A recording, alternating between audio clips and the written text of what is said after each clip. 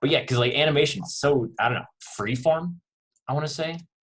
Like it's not really because like you're constricted to these controls and stuff and moving them one at a time, but like what you see is what you get with animation. Like if they're moving weird, then you can be like, oh, that's moving weird right there. Then if you're like, oh, this shot doesn't sell the sadness of the character that much, then you can like tweak the posing. I don't know. It's just so much fun. So if we divert our attention to, sorry, I had to restart my computer. Let me pull up everything I have. So I'm just gonna show you guys a basic little walk cycle. And there's no better way to animate than to cheat. And just look at these infographics. Let me pull up the actual image. This one has all the images, so I'm just going to link this site. This is from Richard Williams' book, R.I.P. Richard Williams. He was a completely like groundbreaking animator. Like I guess he was like right after the Nine Old Men, whatever the hell it's called. He was right after them, and he like studied under Milt Kahl. And let me post this into general.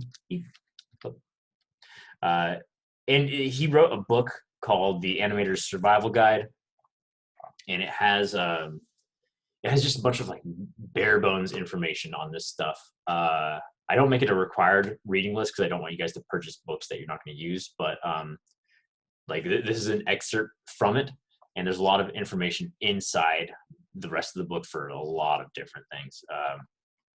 But this one is just a basic breakdown of our walk cycle. If you, 1 second, there. What? Now. Why is this not working? But first we're going to start with the feet. Also, Ricardo, I lied to you earlier about how we break apart the feet and the arms. I am going to start with the feet and the body. But when I'm animating stuff that's not like a walk cycle like this, I definitely animate each pose as one. So sorry for being misleading if I was. But yeah, so we can just straight up follow this guide, right? And this highlighted leg right here is going to be our right leg, and that you can see in each picture that stays on the same side of the body. Like it doesn't flip over. He's kindly marked which one's in the background so we never get lost. And basically you just go through each of these poses. Like these little heads right here, those are just in-betweens. But these poses right here, that's all going to be our keys. Those are going to be our keys in Maya as well. So without further ado, we'll open up the character. Whatever character rig that you're going with, please open up that file and just start animating with it. You don't necessarily have to animate a walk cycle, but I want this information to be out there. I do have this information on YouTube. I might re-record that lecture though, or that YouTube video because I wasn't super hyped on it. First, I'm just I'm adding my all my environment to a layer right there. Wait, Mike. Yeah, what's up? So if we're gonna have our character walk in an environment, then we should import it now, or can we do that later? You can do it later. Yeah, absolutely. Because I just want to like if you follow along, like I might go a little bit too fast to like follow it one-to-one, you know, but it might work out. So it'd be cool if you popped it open right now. Okay. But yeah, let me reset my character as well to be like how to look closer to how it is when you guys bring in your rigs. Basically, because this has a bunch of keys on the timeline. Let me check my graph editor, Windows, animation editor, graph editor. Yeah, so it's got a bunch of keys in there. I'm just going to drag select over all those, delete them, boom. And then I'm going to shift select a control that has keys on it or data on it. I'm just gonna put 0 in there. Boom. So this is the character brought in, just regularly raw into the scene. T-posed, kind of boring, you know, and it's our job as animators to spice that up and kind of start hitting these different poses and giving that illusion of life. Now, if you were to just go in and be like, I'm just gonna animate a walk cycle, you might be inclined to grab this sort of pelvis and move it forward, and then move your character's leg forward too. Whoops. Right there. To start getting that first pose, right? So let's, if we pop into here to get this first pose, right? You might go with that option. You're like, I know how to do this. But there's a problem because our walk cycles loop, right? And this one just shows 25 frames. But if you're going to be walking through a scene, what you want to have instead is your character kind of walking in place. They'll be standing right here, and their pelvis is going to be bobbing up and down with each step. Boom, boom, boom. And then to match the speed of the feet that we animated, we're just going to go through and move this root control, right? So every rig that you download, unless it's like a messed up rig, is going to have a control that's like this. It's going to have this root sort of control, right? And you move that root control around, and you have an animated walk cycle that's just going on top of it, right? So all of these controls move along with this root control. Now, situations in which you don't move that root control would be if you're like doing like a detailed sort of work with the environment. Like if you're not just copy, because we're going to copy and paste this walk cycle to make them walk, right? But if you're going to, like, if you're walking through like a shop per se, like, and you walk over to that shelf and you look at that shelf, mess with some stuff, walk back, like you wouldn't animate that root control, right? Because it's just so much, it's very specific. Yeah, I wish my head wasn't cut off by this. It's weird. Let me see if I can get back here. Because it's very specific to the environment, right? Like you're actually interacting with stuff. The same goes for if you're animating, like just like a walk through, just any sort of environment that's going to be changing for like the like that's not just like a straight walkway, right? Because if you get, the more specific you get, the less you want to move that like root control. If you're jumping through the air, you could also you could choose to animate that with the root control and like just do the timing of it like this. Like yeah, you could do it that way. But I also prefer to animate a sort of action like that, like a jump with this. Like you're not going to be looping a jump over and over. I mean, technically you could, but it'd be like be a weird display. But yeah, so I want to show you guys how to animate these controls like in place and move them along with this root control, right? So let me move this root control back to world 0. And let's start posing our character. And I'm just going to immediately bring our arms down. Right there. And I'm just rotating these shoulders a bit, right? Because if you're, when you're in that T pose, if you raise your arms up in real life, look at the shoulders of my jacket, right? They kind of raise up. And then when they go down, look at that. They go down just a little bit. So when you're working with your characters, always kind of follow the action. Let me stand up again so the silhouette's better against the background. Always follow the action. Turn the light on too. Always follow the action of your arms with your clav. So if you punch out, if you like doing like a punch, get that shoulder to follow that, you know?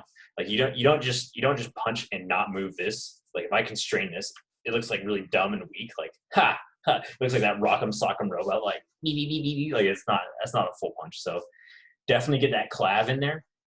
And more just in general, like if you guys are moving your characters in your scene and you're doing like some sort of move, get every single control in there moving. Like even your pelvis. Like if I'm just standing here, like it's pretty unobservable from like the webcam, but like I'm moving my pelvis a lot. Like even if you're just standing doing something, like humans are constantly moving. Like every single frame, your pose is constantly moving. Like even though I'm gesturing and doing this stuff, these actions carry through the rest of my body just a little bit, and like my body's trying to counterbalance at the same time to kind of keep me upright. Same when I'm sitting. Like my pelvis is for the most part still now because it's like against a surface that's not moving. But like I don't know, everyone's got like a little bit of a booty, you know. So like you're slightly shifting on that. Like it's not like a completely even surface. So I want you guys to think about like if you're going for like really high fidelity, you need to have a little bit of movement. You can't just have like these flat keys across everything in your animation. Okay, it won't look alive if you don't. But our first step is to get these arms down. Sorry, I just got really distracted about life and how things move. And I'll move these down. I'm also just going to move these shoulder pads. Like you guys don't have the shoulder pads, so I'm just going to move these in a more pleasing pose. Like there's too much gap there. I want to kind of squeeze down on that. There. Nice. Okay. If you were trying to move your arms down like this and you couldn't rotate them, like if you clicked on like a shoulder control and it was not rotatable or just not there at all, it's because you might be in IK. Now IK versus FK, I'm going to show you right now. So this arm, since I was able to rotate it down, and I can rotate this elbow, I can rotate this wrist, whoops, that's all in FK. That's FK. FK means that you're going to be rotating every single joint in there. Let me also add this character to a layer and make it references so I don't click on the mesh anymore. That means it's FK. Stands for forward kinematics. You don't need to know that. Just think FK means rotate. Now I'm going to switch this control, this left arm to IK, just so we can see the difference. And somewhere on your rig, if you downloaded a different rig offline, it might be in a different place. It might be on the wrist. It's on the wrist control itself, your IK FK switch. But always look in this channel box and you'll find some extra options for something like this. The IK FK switch is on this little arrow thing. For most of you that generated your rig with Rapid Rig Basic, it's going to be in the same spot. I think the IK FK switch on the Rapid Rig Basic is at the very bottom of the list though, in your channel box. If you can't find your channel box, it's right here, very top right button, boom, bang. But yeah, so let me switch this over to IK. And in order to do that, you go to your switch IK FK channel box, and you just enter 0 or 1. And FK is 1 for Rapid Rig Basic. So if I switch that to 0, press enter, boom. The arm snaps back to its default pose out here. But now I don't have like an elbow control in here. I don't have a shoulder control that moves anything. Like this doesn't do anything. IK means that we are going to move these controls into position. So go into your move tool, and then you can start posing these around. I find IK to be very nice for posing models, but unless you have a tool that bakes down IK, FK switching, then it can be kind of annoying to animate a scene completely with IK, because like if you do a few poses, you'll see that when like this root or this pelvis moves, that IK handle does not move. You see that? So if you animate a scene like that, sometimes you'll see like your body like move, but then something just kind of stays stagnant. That's kind of the problem with IK, is that it doesn't move naturally. So usually for arms, I keep those both in FK. Is that clear for everyone? I keep both my arms in FK if they're not interacting with something. Like if I were to instead place my hand on like a shelf or something and then move, I want that hand to stay there nicely, and I don't have to key it every time. So I would do that in IK. So I would switch to IK, and then on that frame where it switches, you just switch from FK to IK. You would put you put the IK control in the same. Sorry, it sounds like my cats are getting into trouble. You put the IK handle in the same spot that it was the frame before with FK, and then you just kind of keep it there. I'll show you that in a little bit. But I just want you guys to know the difference between IK and FK right there. So that's going to be big. You'll notice that both your legs came in IK, because legs are most commonly on the ground, right? So a lot of the time we'll just leave those in IK for pretty much the entire scene, just because they're always contacting something, right? But the arms we can definitely, for a walk cycle, we can definitely keep in FK. FK meaning rotatable. So I'm gonna go back to my IK FK switch. It's right here. Press 1, boom. Now you can see where those arms are. And I'm just going to get that first pose from Richard Williams here. And that's the contact pose, right? So the contact pose, it's the pose where your legs are furthest apart, right? So it's as you take a step and when that front foot meets the ground, that's your contact. It's also where your body is kind of coming down and catching the weight and before it goes up. So see next on that list. Maybe I can make this bigger. Oh yeah. So see next on the list at frame 4 on that Richard Williams infographic. Contact right there, catches the weight, it's down, and then passing up, contact. So it's basically just kind of 5 frames or 5 keys in order to get a walk cycle, or 5 keys and then 5 more to get back to where you started. So remember that: contact, down, pass pose, up, contact. So these are basically the same frame, but just on different feet. And then you do one more step to get back to that same first pose. And we'll just copy that. Also, if you start animating this stuff and get lost, it's always good to go just straight up to reference and watch something, you know? I called this cheating earlier. I said it's always fine to cheat, and you can just copy stuff frame for frame, or just the key poses. Really, you don't need to copy everything frame for frame. But it's not really like it'd be like calling life drawing cheating because you're looking at a model in class. No, that's just studying reference. So by all means, completely feel free to study reference. Whatever action you're doing for your film, please, if you're like, you might be like a little bit shy or something, but get someone to film you doing your action, and I guarantee you're going to get better results.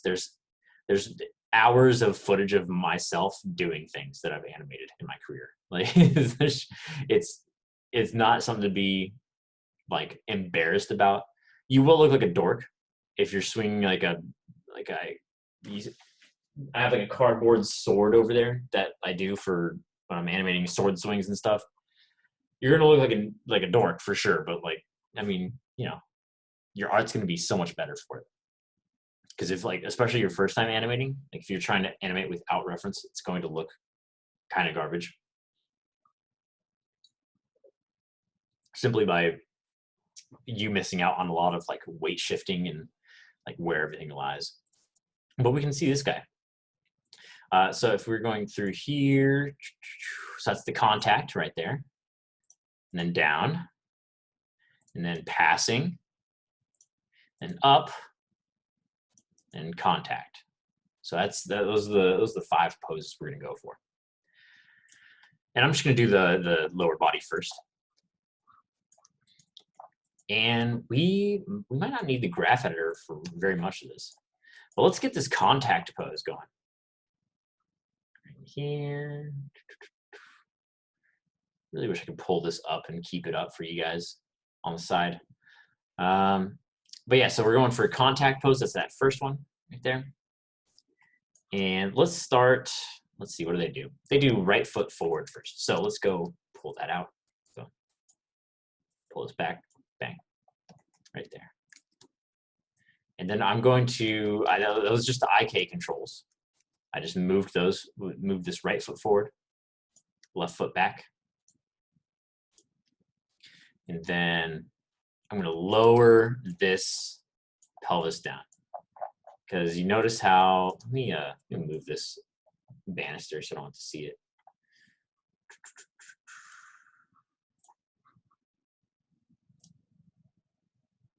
Oops. Remove selected object, and then viz this off. Viz this off there. Yeah, let's just get that out of the way so we can really cleanly see this animation. So you'll notice when I moved that leg forward and the other leg back, the heels kind of lifted off the ground. See that? Like they bend, and that the same is true if I push that further away. These IK controls kind of lock your legs to make sure you don't kind of overextend them and stretch out the leg. Some rigs don't do that, and you can just stretch it as far as you want. But that's also kind of it can be bad, because if you stretch your leg, you're going to kind of look like Gumby walking around, like all like kind of stretching everything out to get into those poses. So we want to make sure that this is like possible anatomically for oops, let me make this reference again. We want to make sure this is possible for you to do on a regular character. So I'm just going to lower this pelvis down, because the problem was the pelvis was too high for the contact. Remember, the contact, your pelvis is already going down in space in order to meet that ground. And I'm going to set auto key, because I'm going to absolutely forget to do that. But I'll try to call out when I'm pressing S. So now that I have these 3 controls where I want them, I'm going to press S on them. It's going to set a key. So we're going to have a key on those controls now for that frame. Oh, I also had the leg. All right, I had a lot of controls. Sorry, I had a key from before we started. So let me delete that. Boom. And I'm just going to shift click that pelvis, shift click it again. And I'm going to highlight all those values in the channel box, press 0, just to get it back to that default spot. And then I'm going to press S. That way I have 1 key at the very start for everything. And I'm going to move that foot forward, I'm going to move the other foot back. And I'm going to key both of those with S. Remember, S is the key. S is how we set keys. And I'm going to move this pelvis down. And there we go. All right. So now we need to look at good old Richard Williams again. See what's going on there. Pose frame 4 is the down. So let's advance 1, 2, 3 frames to get to 4. 1, 2, 3. And where are our feet in that pose? So we have the foot, the heel's kind of getting under the character. The front heel is getting like kind of under the pelvis horizontally. So let me move my dumb face out of the way. So our front foot is probably about here. I'm gonna set a key with S. I'm gonna move this pelvis down even a little bit more. Not as much as we had to move down for that first frame. Let's see, where is that back foot though? The back foot is lifting off the ground almost here. So we go to world, this, boom. And we can just start scrolling between those. You see that? I might be pushing the pelvis down a bit too much. I feel like Richard Williams exaggerates how much down he has in his pelvis. So I would go into Windows, Animation Editor, Graph Editor, pop that open. I'd go to Translate Y, because that's up and down. And I would just drag over this, press W, Shift, middle mouse, drag up. You can see that it's not bobbing down as much anymore. And there we go. But it's still going a little bit. If you want to, you can also make that key in your viewport as well. You can just go over that frame that it's on. It's down. Here we go. Now, next frame, or next key, I guess. 7, passing pose. So our heel is now a little bit behind the character, and our back foot is now actually crossing towards the front. That's why they call it the passing pose, because that back foot is passing that front foot, or what was the front foot. And that is on, let's check it again, frame 7, right there. Let's make sure you drag your timeline to frame 7. And let's get that heel a little bit behind the pelvis now. Press S on that control. Make sure you do that for every single time. Hey, Mike, how many frames do we keep in between keys? I'm keeping just 2 in between them because I wanted to match Richard Williams's setup here because he has a 25 frame walk, which is basically 1 second, if you think about it, because it's at 24 frames per second. That's what it would be. And so frame 7. Now I'm gonna raise that pelvis up, right? Let me move this over to the left so we don't have to keep moving around. So during the passing, you see that the pelvis starts to move upward again. It's kind of at the same vertical level as contact, right? I'm just observing that, kind of measuring it with my eyes. So let's do that, boom. And I'm pressing S to set a key. And I'm gonna move this back foot to start crossing in front of that other foot. Boom, you see that? Oh, baby. Do you guys smell that? It smells like walk cycle to me. Holy shit, it's coming along. Let's see. So now, let's get this guy out of here. If we go to frame 10, that's gonna be up. That's gonna be like the highest that your character is gonna be. I find that a lot of the times this passing pose can be the highest your character is gonna be as well. But I'll follow Richard Williams's move here because notice how look at like the pose of this. Like people's heels don't come up that much. To support the weight, like your calf would be having to flex a lot right here in order to make that lift. So don't like take these for 100% like truth. That's why it's always better to study real life reference as well rather than artistic renderings. But I'm going to move this heel back even further. And you'll notice that heel's lifting off the ground, right? So how do we get that heel to go off the ground? We could do it this way. We can move it like this and then rotate it down and then bend the toe control up. However, a lot of these rigs come with controls in your channel box, special controls. And we're going to use one of those. We're going to use, where is it? It's always called something different, but one of these will be, I think it's heel ball. There we go. See that? So there, I click on this channel right here. I'm just left clicking on this channel. And I'm dragging it like that, you see? And it's bending that heel into that exact sort of shape that we wanted. I'm going to do something like this. And I'm going to keep it back right here. And I'm going to press S to set a key. So now, since we've been pressing S this whole time, that heel ball is still at 0 on these frames. And then for this one, it starts to go up a little bit for that pose. We need to key the rest of these legs though. And remember, that pelvis is going up. It's the up pose, so it's the highest it's going to be here. Right there.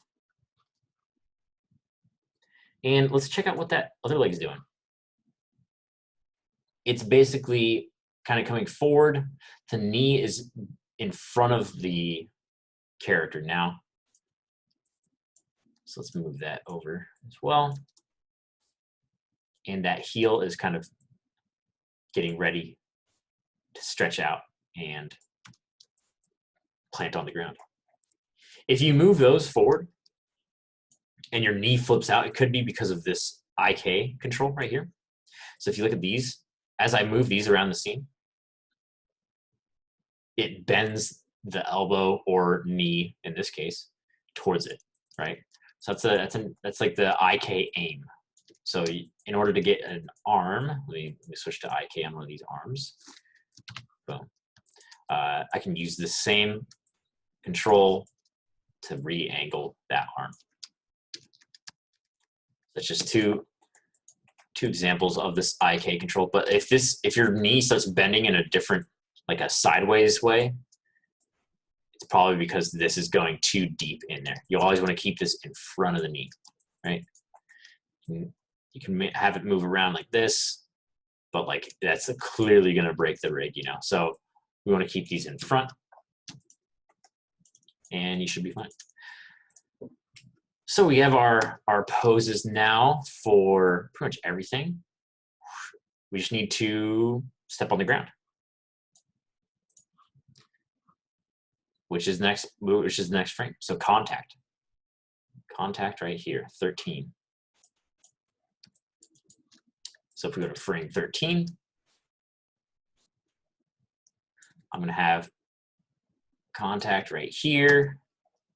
And I'm going to move the pelvis down a bit to sort of match that. If you want to be precise, you can also just go to translate Y and press the 0. That'll get it completely squared off with this main root control. Boom. And I'm going to move this foot back further. And I might increase that heel ball a little bit more, you know? We can move that back right here. See that? So now if I scrub through my animation, you can see those legs are living. Those legs are alive, my friends. You see that? There you go. So that's pretty much it for the legs. However, we need to make these loop back. So it is a bit of grunt work, but I'm just going to go through it right now. We need to make that other step. So we're doing the same thing, but just for the left leg now, because this is half of a walk cycle right there. So let's hit up the big dub himself again. contact. So we have to go into down. So this heel is going to start coming back from that contact pose. And that is frame 16. So we're keeping 2 frames in between these, right? So frame 16. Let's come back a little bit. And then I'm going to rotate this. Like I could just with my eyes sort of rotate this control and get it right. But I'm just going to enter 0 into rotate X. It's going to completely flatten it out there and get it flush with this control. Next step is to get this back leg going. Now the contact pose for that, for the or the down pose for that is like the toe basically about to leave the bottom or the ground. So in this pose or in this key, I'm going to take off all that heel ball stuff right there, you know, and you can just drag this channel, or you can middle click or left click the word and then middle click drag, or you can just straight up press 0 in here in the channel box. And then we're going to rotate our foot to get into a pose similar to what we saw in Richard Williams's animation. Right there. And I'm going to press S because I'm setting that key for that control. Now the down is the lowest point for the pelvis again. So let's keep that going here. And then, let's see. Then we're going to be passing next. So if we go here, yeah, you see pass pose right here, but with a different leg. So let's do that. And remember, the pelvis is going up in that pass pose. This foot is going there.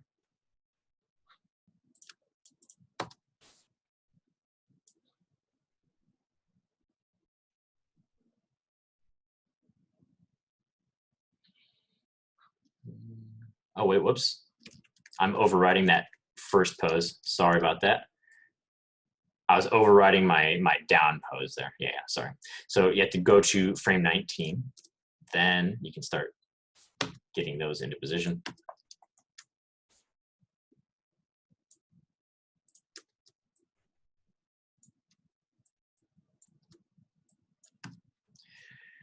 Right there. And I'm just setting keys for all these and getting them into position. And 22 is up. So let's go to frame 22. And that's the highest point of the animation. And we're moving this foot back a little bit. It is also raising the heel off the ground a little bit as well. So let's go into the heel ball channel. And I'm just left clicking on the name there, and then middle click dragging to the right. Ricardo asks, when you go back to animate the arms, you click the appropriate key pose and overwrite the existing pose, right? Yeah, exactly. The thing is that these keys, because we've only been clicking individual controls, these keys only exist on these feet and this waist right here, right? If I click on this shoulder, look, there's nothing in that timeline right there. So you basically click one of your other, one of your keyed controls. Then you're like, frame 13, where's that arm? And then you go into your arm control and you set that arm to be in the proper pose for that frame. And that's why it really helps having like a guide that's as detailed as this, you know, has like each individual. Yeah, because setting a key on one control doesn't key the other controls. It's like having 2 different bouncing balls in the scene. If you have one ball bouncing, it's not going to key the other one. So they all exist separately. And yeah, so back to frame 22. So frame 22 is the up. We raise that heel up, and oh, whoops, we need to get this front leg rotating outward like this. And I'm going to press S again to set that key.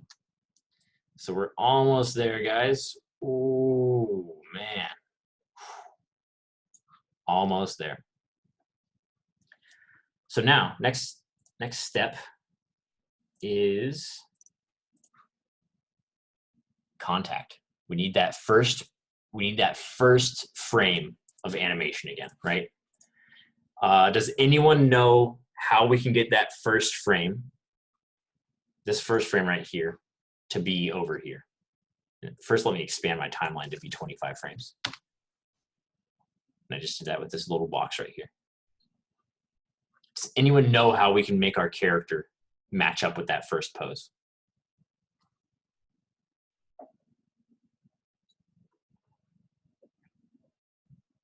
We did a little bit on that bouncing ball.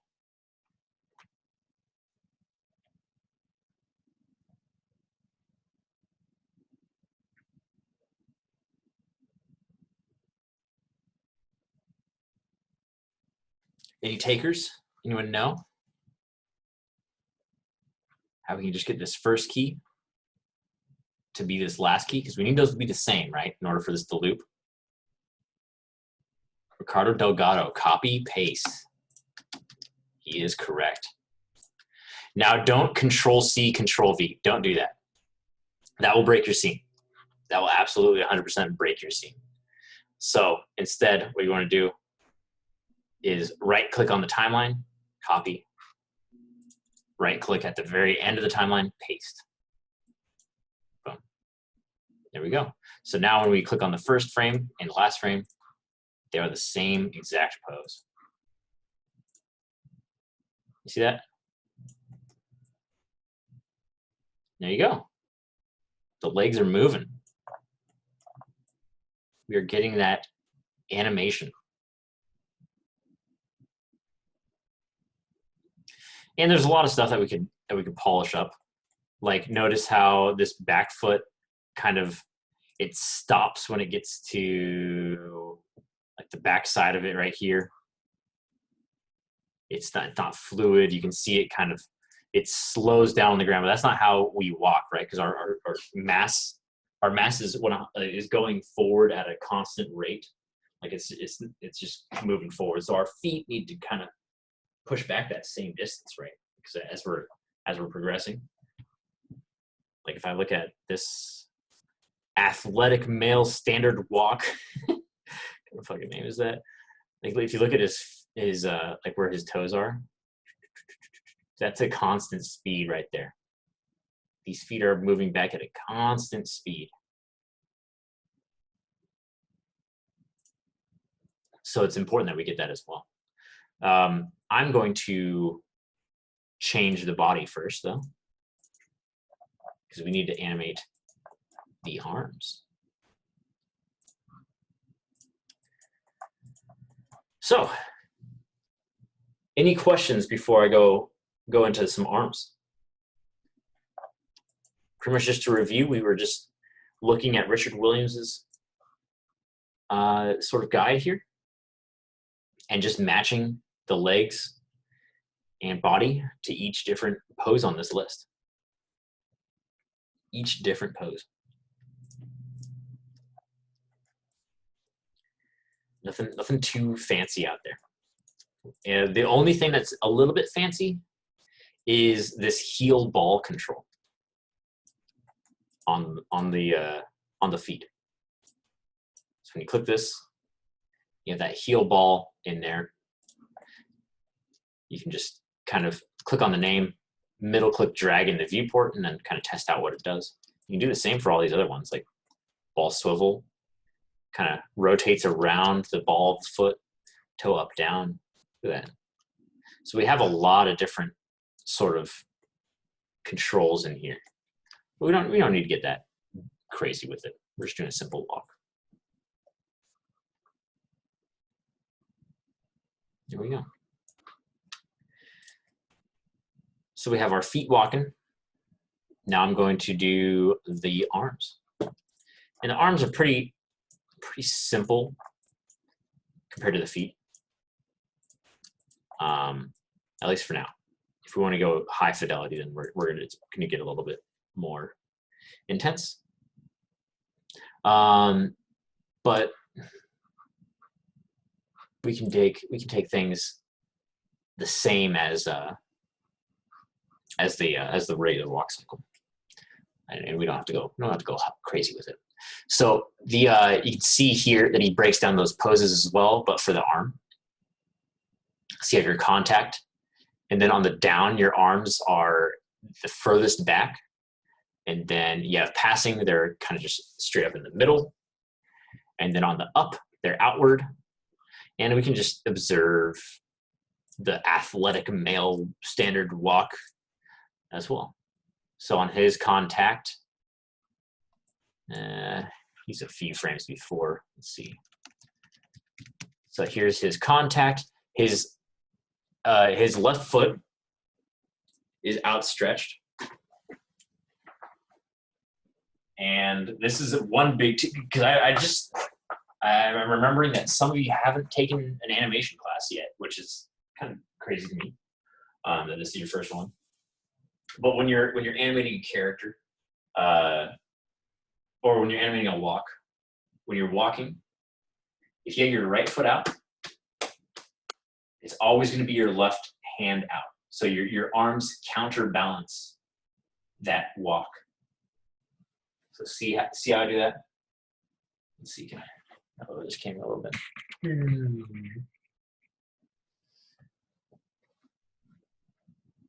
So right foot out, left hand out. Like these arms are always the opposite of where these feet are. So don't animate it like this. If I'm doing a right step first, don't animate this. That's just like no one walks like that. You have to be insane to walk like this. Like that just doesn't, that's not right. It doesn't feel right. It doesn't look right. So yeah, please do opposite. You have the if you have your right leg out, right hand is going to be going back. So yeah, see that? They're always counterbalancing. Always counterbalancing.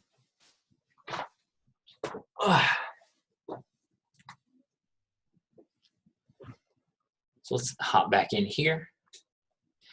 And you can see on his contact frame, his opposite hand of the foot is actually at its furthest out. And then it goes back. So Richard Williams would be furious right now. He'd be like, what? No, not really. He seems like a chill bro from what I've read. But that's just to get the kind of concept about of the walk cycle out there, right? So let's do the same thing here. So we have right foot forward. We got to counterbalance it, guys. So let's move this arm down. And then move this elbow into the spot. And move it back, right? Because we got to counterbalance that. And like I said before, I'm going to move this clavicle down a little bit. This clavicle is this control right here. If you can't see these controls on your character, it's definitely worth holding right click on them, going into control vertex mode, and then messing with these. Like this clavicle is buried deep in your character sometimes, and it can be a pain to sort of find where it is and drag it out. So I always have these controls moved on the outside of the mesh. I have a video of this on YouTube as well, making controls more visible. But yeah, so you just select the control that you're having issues with, and then hold right click, control vertex, and you can scale those, move them wherever. Don't just, like, you can't just scale up the control itself, because that's going to actually like scale the joint and stuff that it's driving. So yeah, make sure you do that with the control vertexes only. So I'm going to move this clavicle down right here. And I'm going to move this shoulder pad inward. Boom. There we go. Just to give it a more appealing sort of resting spot on there. And don't have your, so notice I rotated these in a little bit. Don't animate them out like this, because like it's going, I don't know, it's very rare that you have just like straight arms. Like I'm like forcefully straightening my arm right here. It kind of looks like I'm in like a sort of military pose, right? But like when I'm just having them relaxed, you can see that they kind of just drip. Man, 1 second. Kind of hard to see.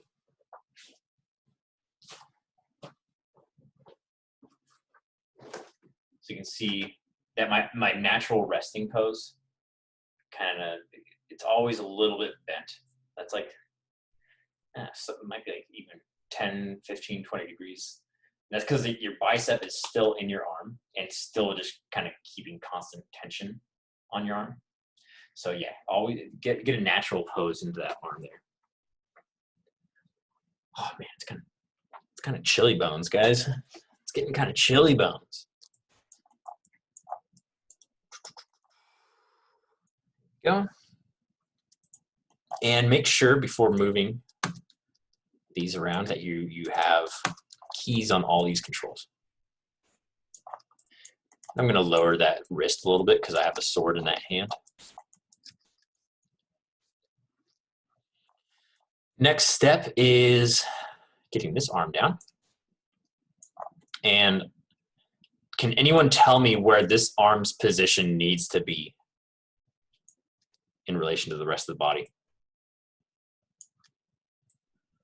Anyone know?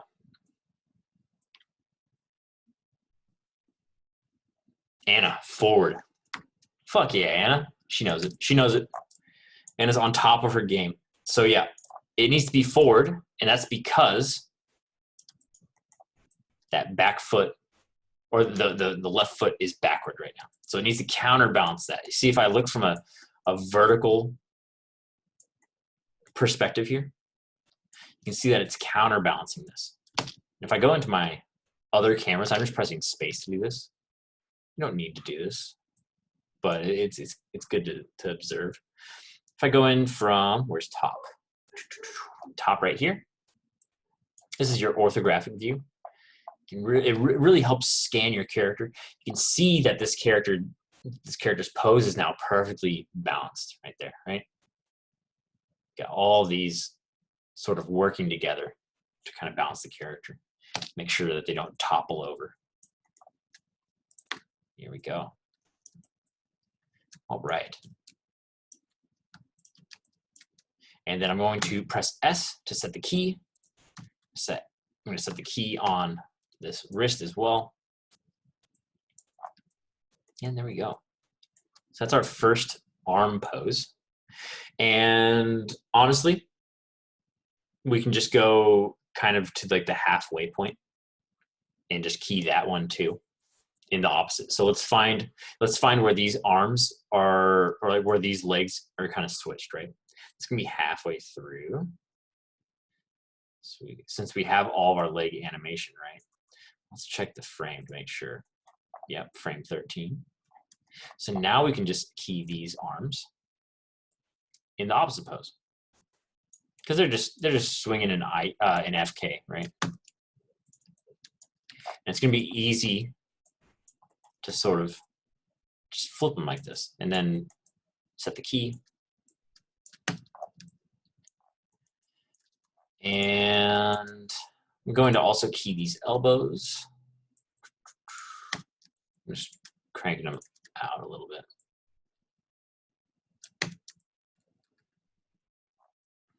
All right.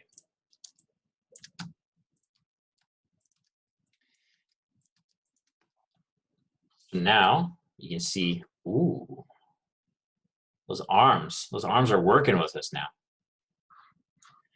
And we're going to use, now like you see that they don't continue anymore though. So we need to get that last key in there, right? Of them swinging back.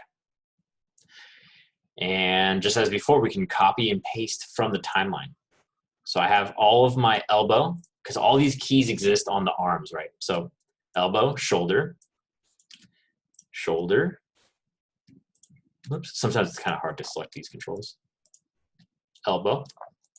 I'm also going to get my wrists in there as well. Let's get a key on them. Because all the animation exists on these, right? And I'm just going to make sure that all those are keyed. I don't think the wrists were keyed, but I just want to make sure that they have a key on each of these spots, just for later. So I was just clicking between these, pressing S. Boom. Might be worth it to grab the clav as well and do the same thing. We're just pressing S, clicking at frame 13, pressing S. And so now we can copy all the keys from all the arm controls by right-clicking on the timeline. Copy. Don't Control C. Don't Control C. It will destroy your file. And it's not undoable. It's not an undoable action. Next step, go to frame 25. Right-click, paste. Boom. So now we have a key right there. And that key is the same exact one that we copied over from frame 1. There we go. Beep, bop, beep, bop, beep, bop, beep, bop, beep, bop. There you go. So that's a walk cycle right there. Now, granted, it's not amazing, you know, like like I was saying before, like every control basically works together when you're walking. So if I was walking around the room, like my clavicles kind of expanding and contracting in there, it's kind of pulling back in. The spines are all kind of they're contributing to that counterbalance before of the legs. So as that leg goes forward, my spine kind of twists forward too, you know. And now I'm realizing how much quarantine has affected my physique. But every control kind of works together, guys. So if you're once you get to this phase, this is when you start like polishing sort of the actual movement of it. You know, that's when we get to our polish phase. You also notice that like my eye control is kind of bobbing like this. Beep, beep, beep. Notice how like on these downs, he's kind of looking up at it. You're gonna want to make sure that that's just kind of looking forward into the distance. Beep. Or at whatever your scene is saying. Like if he's looking over at the ground or something, you can just straight up move that around there. So I'm just setting a key on that.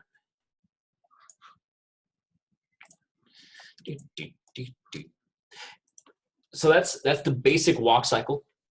In order to get that to move through the scene, though, does anyone know what we're going to do? Anyone have any ideas on how we can get this walk cycle to start actually moving forward in the scene? Just like move his whole, like the whole character, and then key every time you move him a frame. How would we do that? The bottom control, like there we go. Yep, that's the one. That's the one. Sandy got it too. Same time, same exact frame. So yeah, we're gonna be moving this bottom control down here. And I'm going to just key that. I'm going to key that on frame 1, and I'm going to move it. And let's try to match up that back foot position. Like we're going to try to match up this toe with where it was on that first frame. Because if you look at this, athletic male, beep, that toe moves at a constant rate. Right? As soon as it touches the ground, it's the last to leave. So I want to make sure that that kind of contact is crisp. Let's move this up. So let's go back to that frame 1.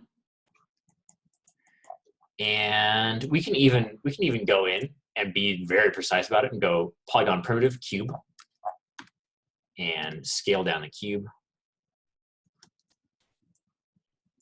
And we can align that right here on the ground.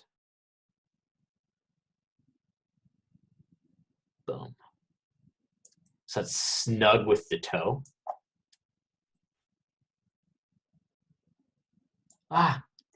Yeah. There we go. Oh man, it's even hard to see in wireframe mode.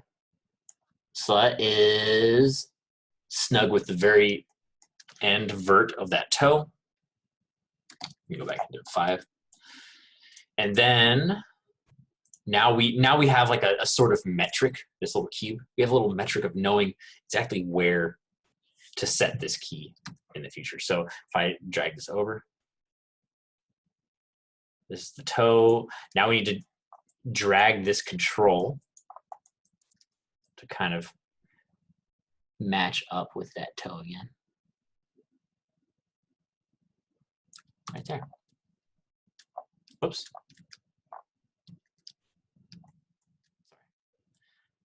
Clicked a different control and started keying stuff. Whoa. There we go. I'm just dragging this over and setting the key. And you'll notice immediately, oh no, look at that foot. It's slipping around everywhere. Well, one, we need, because remember how I was saying that the pelvis moves at a constant rate, you know? It's going along at a constant rate throughout this. If you look at Richard Williams's cycle, you notice the spacing between these is even. It's because it's always moving along, you know. So the same is true here. We need this control moving at a constant rate. But look at our interpolation of that. That's when you have to go up with the graph editor. Remember, if you don't know where the graph editor is, Window, Animation Editor, Graph Editor. Boom. And you can look at that Z curve. Ooh, it looks, I mean, it's looking pretty nice because it's all smooth. But this is like one of those fringe cases where we want it to not be smooth. Because we need this to move at a constant speed because our pelvis is moving at a constant speed. And we need to match that. So instead, what we need to do is change these controls, or this translate Z curve. We need to change this to linear tangents right here. Boom. So now let's see where that is. And we still have problems, right? So this is where the polish step comes in. We need to sort of go in and fix this foot. Kind of see how it's going into the box and it's going out of the box, and then it's going everywhere, you know. So first things first, let's adjust our keys. Let's adjust our keys to get into the proper spot at the proper time. So I'm just going to go key by key down here. You see it? I have my thick red line highlighted for each key. And I can go in and just adjust it. And yeah, I'm just doing this visually. It's also useful to bind a button to be step forward and step back one key, because it just snaps automatically to that. I highly recommend that. I'm going to be doing it without that because I don't think there's a default Maya hotkey. I set mine to A and D though when I'm in animation mode. If you're really interested in doing that, you can always go to Windows, Settings and Preferences, Hotkey Editor. Apparently you can't do that because it takes forever. And then you just go into you set a new hotkey set. You duplicate that my default, and then you go in and mess with your things. That way you can always, when you're not animating, you can go back to different hotkey settings. Because I only do my animation key bindings for when I'm straight up animating in a scene. But yeah, so we're just going key by key, matching this up. And you might be thinking, oh, we can just control paste this key to get it into the same spot, right, visually. But look at like right now, I just matched them up, right? And you can see in my channel box, translate Z, that 2.76 is not, it's not the same. And that's because this chief control right here is moving around, and we have to compensate that. We have to compensate for that in this control's local space, like its own space. Like this control is moving as a child of that other control. And so we have to kind of offset those manually. So that's why we can't just copy and paste these offsets. If you were working in world space without moving this control, then you 100% could. You 100% could. But then we couldn't loop it as easy and have it walk through a scene. So that's why I'm showing you guys this method. And so I'm going to next key. And I'm manually dragging that over here. There we go, looking good, looking good. Do the same for this key. That's why I always like putting this box in the scene. You can kind of, it just makes it so much easier to align. This. And matching up this. So these frames where the foot leaves the ground, they're always gonna be really hard to clean up, guys. If I'm getting polish on a scene, it always needs to, like, every single foot contact takes time to do, and over time you'll hate them. And at the beginning of time you'll hate them, so it's just going to be a constant. But I mean, if your feet are sliding over the ground, though, it really destroys the illusion of life. So what we need to make these contacts solid. And I'm gonna move this box because I want this vert to leave the ground first. So I'm gonna move this box up even closer to that specific vert. There, very nice.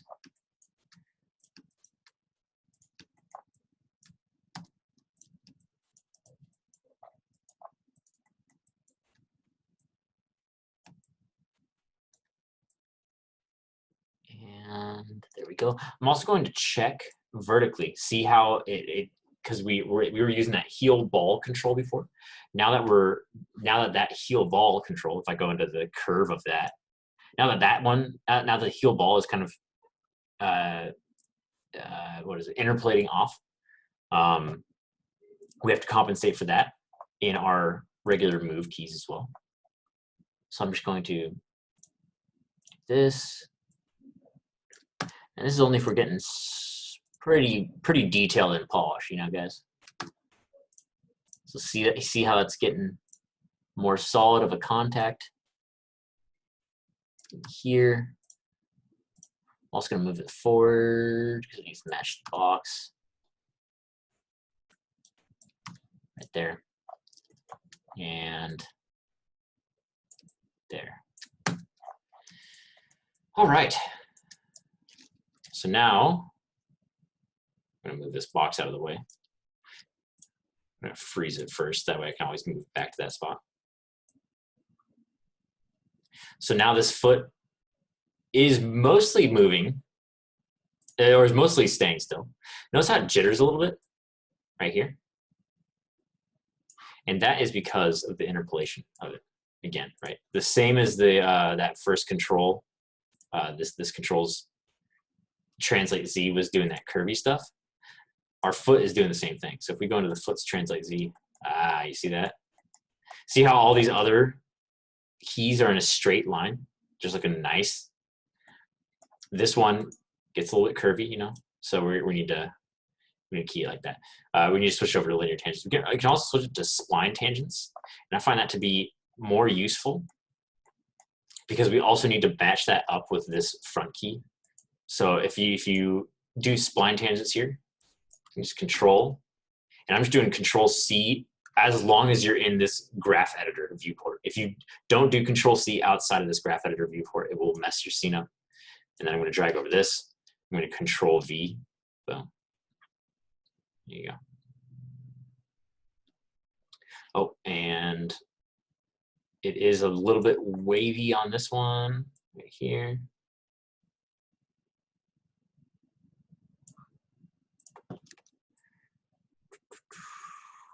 So I didn't get the keys perfect on this one right here. Oops. Oh, what the hell? Why is my move not working? Let's see. I'm going to go to Tools, Reset Tool. Oh, man. I can't move that anymore. That's weird. Oh, what? What is happening? Sorry, guys. I'm going to, for the time being, I'm going to save. Oh, weird. Okay, mine was just bugging out there. I was pressing W and it wasn't letting me go to my move tool. But I am going to save though. Save scene as animation 2. But yeah, so that's how we get that foot to kind of be sturdy in there. We might need to go in and kind of polish up these contacts a little bit more, make it stay more solid. But once we do that, we can just select all the controls. Let's get the eye in there too. Let's get that cube out of there. Let's get the sword out of there as well. And I'm going to deselect the root control here. And because we need this to cycle, right? A few more times in our scene. It's like the last step. You've of course polished all the rest of your animation. But we're gonna go in, control copy this in the graph editor, or you can shift left click, highlight this timeline, right click, copy, go to this last key. I'm gonna also expand my timeline out here a bunch to like 100 frames. So you can shift left click, drag over this, right click, copy, left click on that last frame, paste. But it looked like nothing happened, but if you look at your timeline, you have more keys there now. You can keep doing that, paste, paste. But these keys aren't like connected to each other. So if you go back and refine this first step more, you're gonna have to keep that change going to for the rest of these copy and pasted keys. And then last step is to get this root control moving at the same speed as the rest of that. And you can always go into Window, General Editor, Animation Editor, Graph Editor. And go to Translate Z. And there's a special trick I want to show you that makes it perfectly like mathematically accurate. You can go into your key here, or you can go to your curve, and then post infinity, cycle with offset, curve, view, infinity, and there we go. So now it's cycling at the same speed.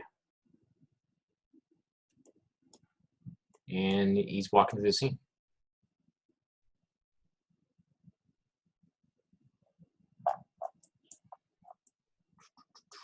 And for different parts in your scene, like notice how he steps on these rocks. Like this foot lands.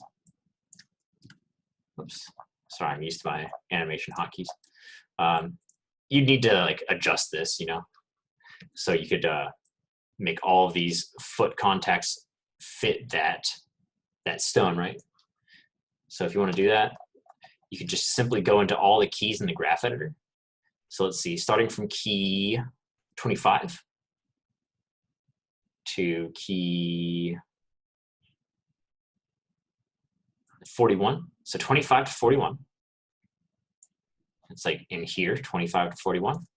I can just left click drag over all those keys, go into W, my move tool, and shift middle left click or middle mouse click, drag them up.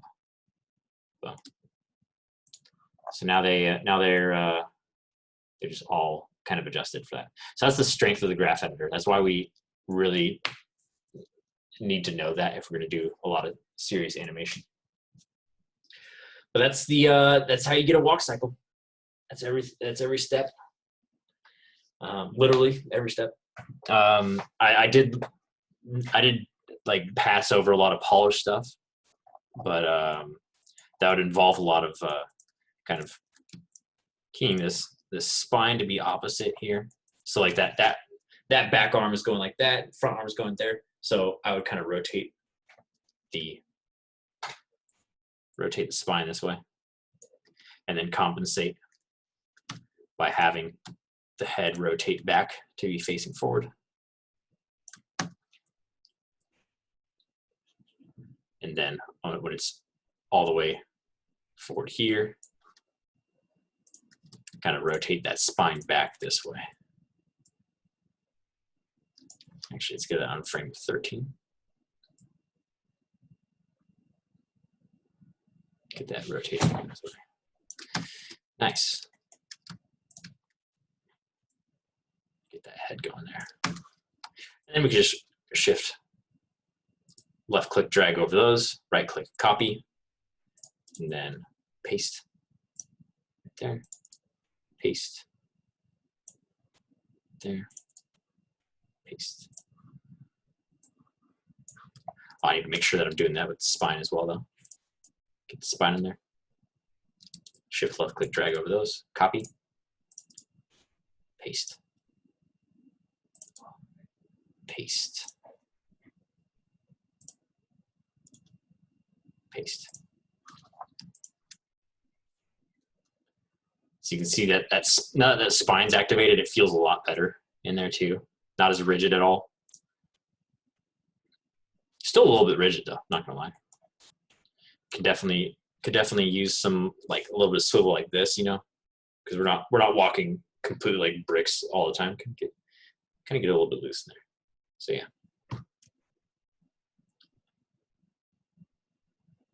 All right, so that's it for the walk cycle.